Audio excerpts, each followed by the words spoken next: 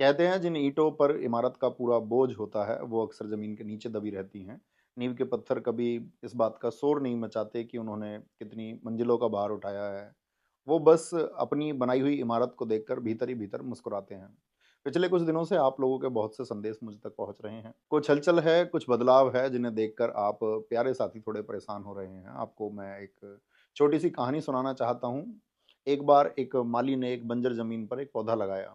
उसने अपने दिन का चैन और रातों की नींद सब कुछ उन पौधों की जड़ों में डाल दी। अपना सब कुछ दांव पर लगाकर अपना सारा वक्त उस नन्हे से पौधे को दे दिया ताकि वो पौधा एक विशाल बरगद का पेड़ बन सके। और वो पेड़ बना, इतना विशाल कि उसकी छांव में हजारों लाखों मुसाफिरों, प्यारे साथियों को सुकून और अपना लक्ष्य मिलने लगा। जब पेड़ घना हो गया तो जाहिर है कई परिंदों ने भी आकर उन डालियों पर अपना बसेरा बना लिया। लेकिन समय के साथ जब हवाएं बदलती हैं या कोई और जंगल ज़्यादा हरा दिखने लगता है, तो कुछ पक्षी उड़कर दूसरी डालियों पर चले जाते हैं।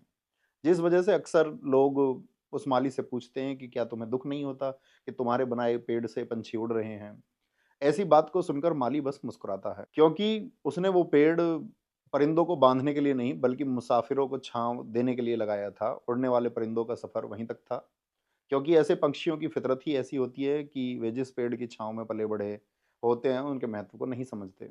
लेकिन वो जड़ें आज भी उस माली के पसीने को पहचानती हैं। इसलिए मेरे प्यारे साथियों, आप मुसाफिर हैं, आपको अपनी सफलता की मंजिल तक पहुँचना है। कौन-सी डाल से कौन-सा पत्ता टूट रहा है, कौन-सा पंछी उड़कर किस पेड़ पर जा बैठा है, इसमें अपना कीमती वक़्त ज़ाया मत कीजिए। मैं आज उस मंच के माध्यम से आप तक नहीं पहुँच पा रहा हूँ, क्योंकि अब मेरी राहें आपके हकों की एक बड़ी लड़ाई की तरफ मुड़ गई हैं, लेकिन मैं वापस आऊँगा। क्योंकि जिस आंगन को अपने हाथों से बुहारा है, उसकी फ़िक्र हमेशा रहती है। आप बस अपने लक्ष्य पर ध्यान दीजिए और चलते-चलते चंद लाइनें आप सबके लिए छोड़कर जा रहा हूँ। ज़रा गौर से सुनिएगा।